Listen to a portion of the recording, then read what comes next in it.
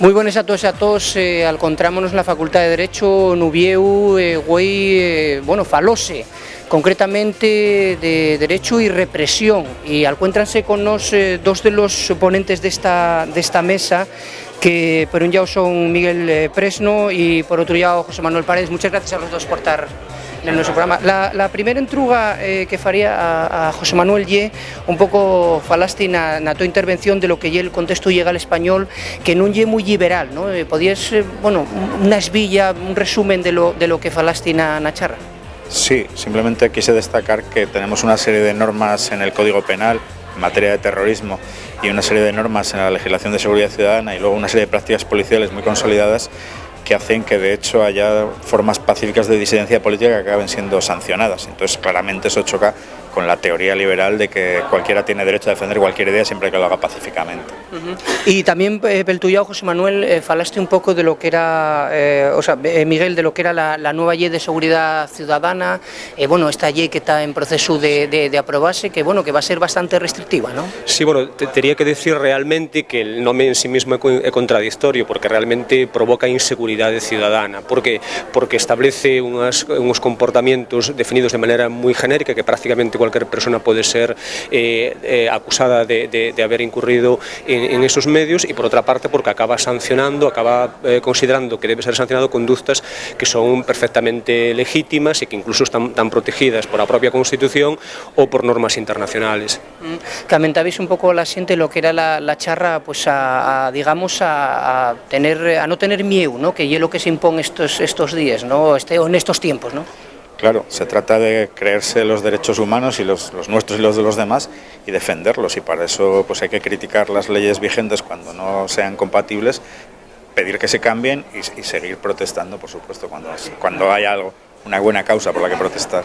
Porque, Miguel, eso es posible, ¿no? Es posible protestar y es posible camudar las cosas, ¿no? Sí, non solo que sea posible, sino que é necesario, ¿no? E que realmente se vivimos nunha democracia, pues democracia quer decir eso, ¿no? Que el pueblo gobernado en realidad ten que ser pueblo gobernante. Entonces, cuando se está legislando, se pretende legislar en contra de ese pueblo, pues hay que reaccionar, y reaccionar de manera pacífica, pero enérgica y reiterada.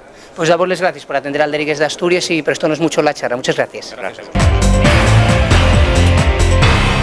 Seguimos con más convidados en la Facultad de Derecho en esta, charla especial que se hizo sobre represión y derecho. En este caso, acompañanos Celia de la PAD de Asturias. Celia, muy buenas, muchas gracias. Hola, buenas gracias. Queríamos entrugarte primero, ¿qué casos de represión estáis sufriendo la gente de PAD en Asturias? Bueno, en Asturias, de momento, afortunadamente no muchos. Tenemos ahora mismo pendiente la imputación por el escrache a Carmen Rodríguez Maniega. Tenemos pendiente también las imputaciones de los detenidos en el desahucio de Ciudad Naranco. Y luego, las detenciones de hace 2 meses, ya se ha decidido que la causa quedaba sobreseída, con lo cual, de momento, eso es lo que hay y esperemos no tener muchas más. Y esos casos de represión, que es lo que se faló en esta charra, ¿qué consecuencias tienes a nivel de la xente, un poco que a lo mejor quedan a su casa por miedo a las consecuencias que puede tener el salir a la calle o en protestar? Bueno, nosotros, los que somos ya activistas, digamos, un poco más veteranos, lo asumimos, como una consecuencia que sabemos a lo que nos arriesgamos, ¿no? Y procuramos no darle tampoco mayor importancia de lo que tiene, en el sentido de que no nos hunda o nos impida realizar más acciones, sino que sencillamente lo dejamos ahí y empezamos a planificar otras cosas, ¿no? En cuanto a las personas, las personas con las que trabajamos están tan al límite en su situación que sencillamente ni se lo plantean las consecuencias que puedan tener. La mayor parte además son insolventes, con lo cual tampoco podrían responder a multas, ¿no? Pero les puede más, ¿no?, la situación personal que las consecuencias represivas que puedan tener las acciones. Y Celia, ¿qué acciones futuras tenéis previsto así en los próximos días, en los próximos meses? ¿Tenéis algo ya que se pueda decir? Bueno, de momento la verdad es que no, porque trabajamos un poquitín sobre la marcha, sobre casos que van surgiendo, ¿no? De pronto nos llaman que va a haber un desahucio y vamos corriendo para allá a intentar pararlo, ¿no? O vamos a los juzgados y demás. Entonces, así ahora mismo programado no tenemos nada. Pero bueno, de cualquier forma la gente puede estar atenta porque todo lo que programamos, todas las acciones que preparamos, les damos muchísima difusión y siempre queremos que haya el mayor número de gente posible. Y una antruga que discurrimos un poco lo que lle exclusivamente a Asturias, la situación de desahucios, la situación lle asemellado, parecía a lo que lle en el resto del Estado, o hay una situación de menos, más, o cómo es la situación? En Asturias el problema llegó con retraso, mientras que por el año 2007 ya en el resto del país estaba empezando a notar la problemática de los desahucios, aquí llegó un par de años más tarde, con lo cual ahora estamos siguiendo la misma evolución que se siguió anteriormente y ahora mismo somos la comunidad donde más se ha incrementado el número de desahucios, con un 27% en el año anterior, en 2013, con respecto del resto de las otras comunidades. Y esto va a ser un no parar. Aquí ahora mismo se está notando cada vez más la crisis, ¿no? La falta de trabajo está provenida todo de la burbuja inmobiliaria, aunque aquí no fue tan fuerte, ahora ya se está notando. Entonces están produciendo una cadena, ¿no?, de despidos, de gente desempleada, están acabando subvenciones y la avalancha aún está por llegar. Sí, digamos porque bueno, Asturias, como siempre se pensaba que hay muchos prejubilados que a lo mejor tenía una capacidad adquisitiva mayor que otros lugares del Estado, ¿no? Pero bueno, en este caso estás comentándonos que ya se mellado ahora que estás españando, explotando todo, ¿no? Sí, ahora mismo ya te digo, lo que se notó en el resto del país, pues hace un año y pico, 2 años, se está notando ahora en Asturias. Y ahora nos está por venir otra avalancha de desahucios que va a ser la de pisos de alquiler, porque ya la gente perdió la casa por hipoteca y se fue a vivir de alquiler, pero es que ya no puede pagar ni el alquiler. Entonces, de ahí nos va a venir la siguiente avalancha y esa va a ser todavía más complicada porque estamos hablando de personas que ya están con 0 recursos económicos, con lo cual sí, no tienen solución habitacional de ninguna manera. Queremos daros la enhorabuena por el labor que facéis, además la PAC, bueno, un labor que es súper importante y que además digamos que despertó a mucha gente lo que es la concienciación pues de una cosa tan grave como ya no tener ni un sitio donde dormir. Muchísimas gracias por atender. Gracias a vosotros.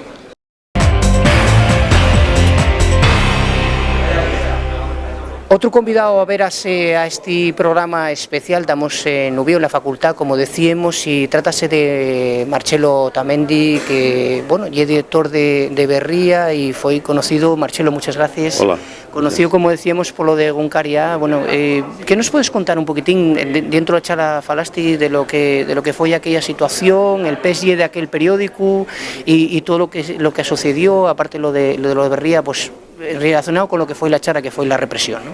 Bueno, el cierre del diario Guncaria fue un escándalo, pero fue un ataque a la libertad de expresión, un ataque también a la pluralidad de la información y un ataque al derecho de los vascos a desarrollar medios de comunicación en lengua propia, en este caso en euskera. Y bueno, la respuesta por parte de la gente fue, yo creo, muy pareja a la conculcación del derecho que suponía, que fue Guncaria tenía 1.500 accionistas y Berría, pues al cierre, al poco tiempo, en pocos meses ya tenía 24.000 accionistas. La respuesta fue muy importante, nos dio mucho más cuerpo al grupo editorial para seguir editando medios de comunicación en euskera, y gracias al ímpetu de los trabajadores y de la gente, pues reunimos casi 5 millones de euros para poner en marcha el nuevo proyecto, que era más fuerte, vendía más, tenía más publicidad, tenía mucha más referencia informativa en el kiosco, con lo cual el golpe le salió muy mal a la Audiencia Nacional, a la Guardia Civil y al Gobierno del Partido Popular. Entonces, Berría es un diario mucho más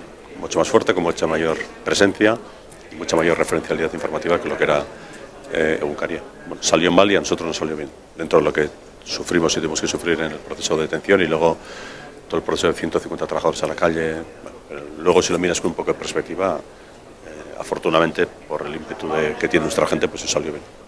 Y Marcelo, ¿qué importancia, por ejemplo, nos que estamos trabajando con una lengua minorizada como yo la asturiana, qué importancia tiene a nivel de Euskal Herria también trabajar con lenguas minorizadas en medios de comunicación?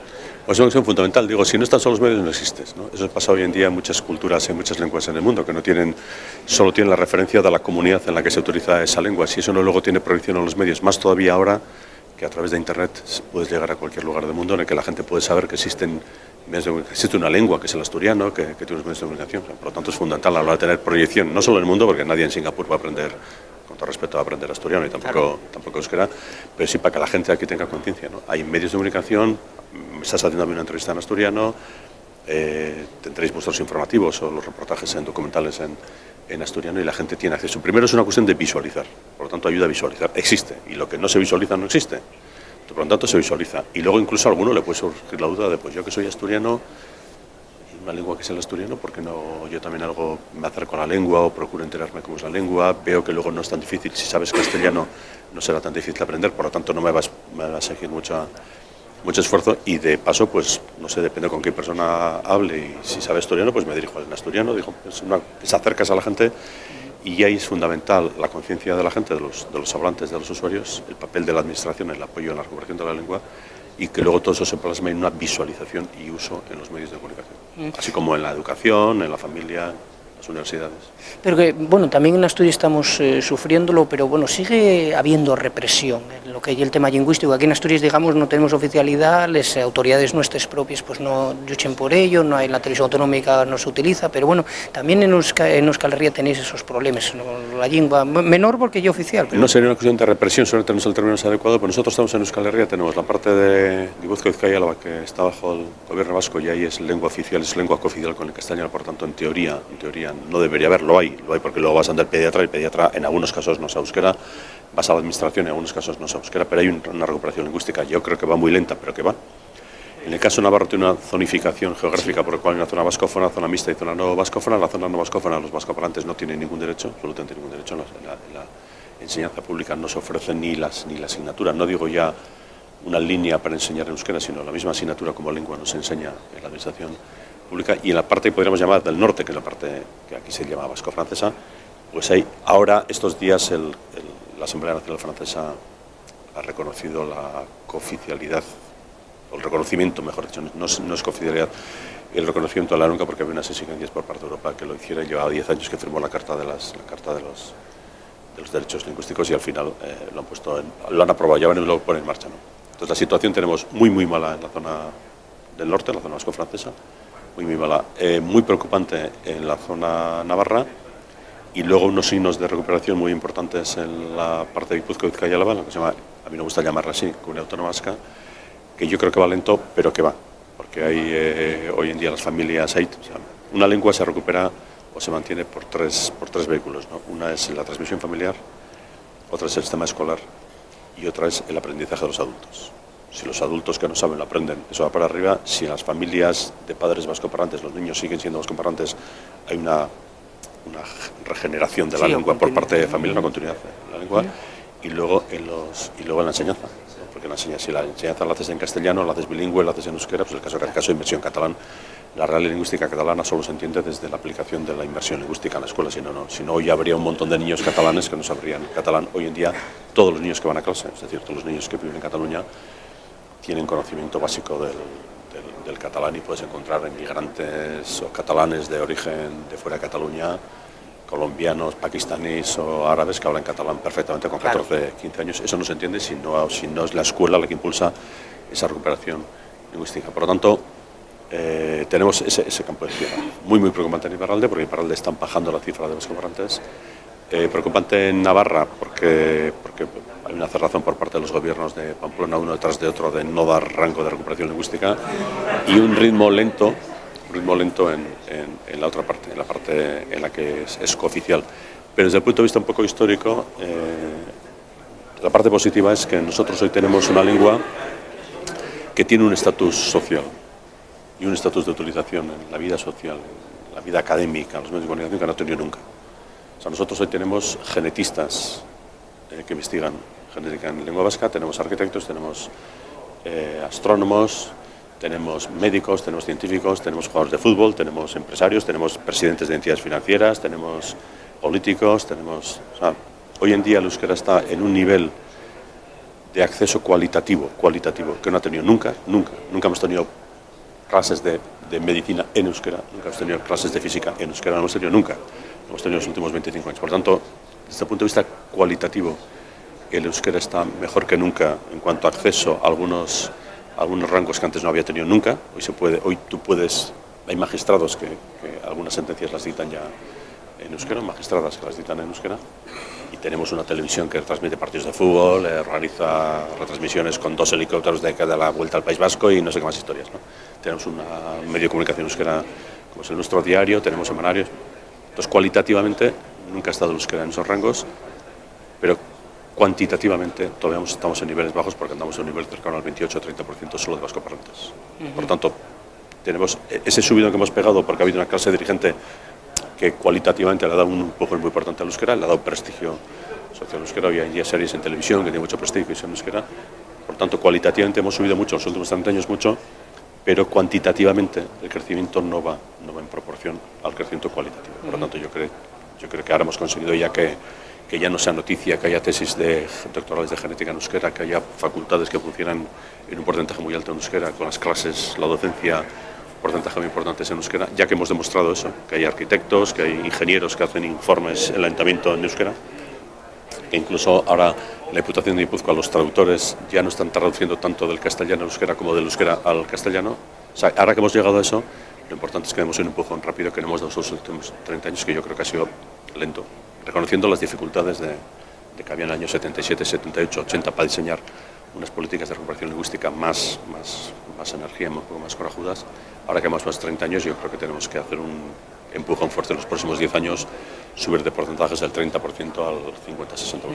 Sí, aparte, préstanos lo que nos cuentes, porque bueno, aquí en Asturias estamos todavía, digamos, en 3 escalones per baixo de todo lo que nos estás contando, porque aquí vamos a nivel, bueno, contabas como esos 3 pegollos, esas 3 partes fundamentales, aquí pues no tenemos en la escuela, hay muchas dificultades, no hay oficial, y las autoridades, todo lo contrario, en vez de estar a favorables, están a las contra un poco de eso.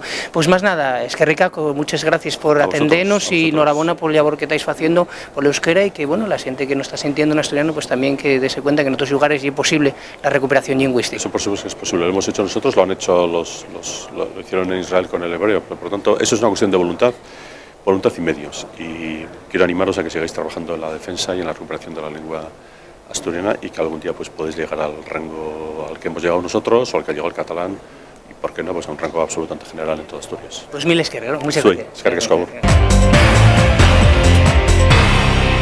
Bueno, ya para rematar esta lista de entrevistas que estamos haciendo dentro de estas jornadas de Derecho y Represión, encuéntrase con nos Julio, muy buenas, Julio. Hola, bueno. Que fueron, bueno, uno de los condenados por ese tartazo, bueno, de esa plataforma anti el tren de alta velocidad, la presidenta de Nafarro, de Navarra, Barcina. ¿Hay una condena en estos momentos? ¿Cómo está la situación ahora mismo? Bueno, la condena no es firme, la condena fue dictada a finales de noviembre y nosotros hemos presentado un recurso.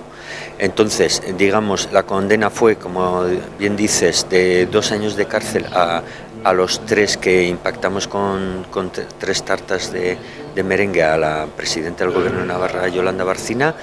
Luego hay una persona que lo acusan como colaborador necesario porque cortó el acto y se expresó en francés. No hay que olvidar que la acción fue en Toulouse, en Occitania. Entonces, bueno, cortó el acto, empezó a hablar en francés y luego fue el que, ante la imposibilidad nuestra de reivindicar la acción por medio de una rueda de prensa que íbamos a dar en Iruña, en Pamplona, porque fuimos detenidos por la policía foral, pues él fue el que dio la rueda de prensa. Entonces a él se le acusa como a colaborador necesario a 1 año de cárcel. Y bueno, se le dictó sentencia 1 año de cárcel, ¿no? Entonces tenemos 2 años de cárcel para los tartalaris, que decimos nosotros, 1 año de cárcel para esta persona, más luego 3.000 euros de multa pues eso, y luego más las costas del juicio, ¿no?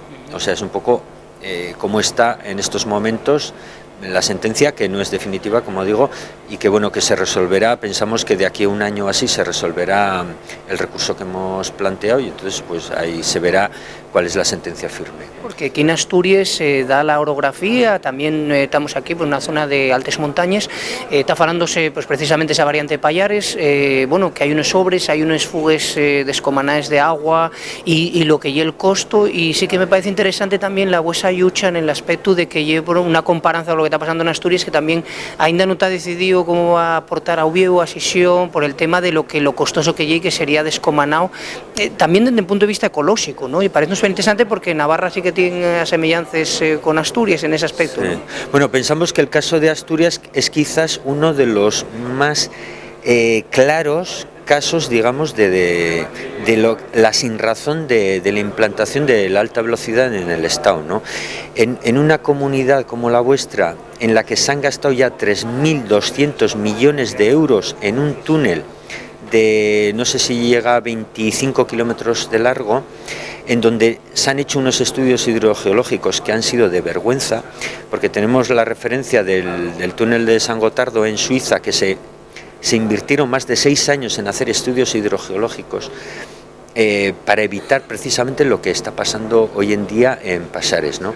En Pasares lo que está pasando es que han hecho un túnel en el que, digamos, los estudios hidrogeológicos solamente fueron de 6 meses, con lo cual se ve claramente que lo que realmente les interesaba era el gran pelotazo de la construcción de la misma infraestructura. Empezaron por la zona más cara, no empezaron, digamos, por unir las capitales, sino que empezaron por el núcleo de Pasares, precisamente porque ahí era el mayor pelotazo económico, ¿no? Allí, como repito, se han gastado 3.200 millones de euros, y invito a todos los oyentes a ver el vídeo que han sacado, digamos, los trabajadores de las mismas obras, en los que se ve claramente cómo eso es un queso gruyère.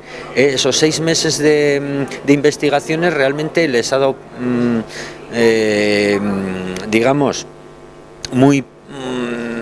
les ha valido de muy poco, ¿no? Vemos un túnel que es una galería que está continuamente taladrada por todos las capas freáticas, digamos, de los acuíferos, y entonces están saliendo con unos chorros, bueno, están hablando en algunos sitios de más de 500 litros por segundo, que se les está infiltrando, y además, claro, se está dando, digamos, un trasvase, digamos, involuntario, no sé cómo decirlo, porque claro, al estar en el túnel inclinado, está toda el agua que iba a los acuíferos que salían en León, está yendo otra vez hacia Asturias, ¿no? Con lo cual, claro, toda la gente, digamos, las explotaciones ganaderas, agrícolas de la zona de León se están viendo sin agua, porque se han pinchado estos acuíferos, y entonces, bueno, creemos que esto hay que pararlo de alguna manera. Pensamos que esto es intolerable, que precisamente los responsables, tanto políticos como económicos, de estas infraestructuras tendrían que padecer los rigores de la justicia española, como hemos padecido nosotros, que simplemente por dar un tartazo nos hemos visto a causa apenas que nos pedía las peticiones fiscales entre 5 y 11 y 9 años de cárcel. Entonces, bueno, estamos viendo, pues eso, estamos asistiendo con gran pavor ante una desproporción de casos en los que se aplica con todo el rigor de la ley, digamos, a la oposición, y cuando, digamos, los responsables, que son los que tendrían que estar en el banquillo de los acusados, pues están saliendo en todos los casos de rositas, ¿no? Entonces pensamos que esto es claramente denunciable, y hacemos una invitación a toda la gente a que no se deje engañar y a que luche contra este tipo de imposición y bueno, pensamos que una de las mejores formas un poco para hacer frente a esta, digamos, esta sinrazón es precisamente pues la desobediencia civil. Pues Julio, queremos agradecerte fonderamente que nos explicares fonderamente pues todo lo que fue el tema de Pallares, porque parece súper interesante, que no hay mucha información en Asturias y toda la gente está con lo de la B, y que, bueno, un poco el espello en que mirarnos, pues lo que estáis haciendo en Euskal Herria, y de verdad que prestónos mucho esta charla. Gracias. Muy bien, gracias a vosotros. Gracias. Bueno, pues hasta aquí este programa especial con todos estos convidados que pasaron por aquí falando de derecho y represión. Otro programa más de Alderiques de Asturias. Gracias por estar ahí. Hasta otra ocasión. Un saludo.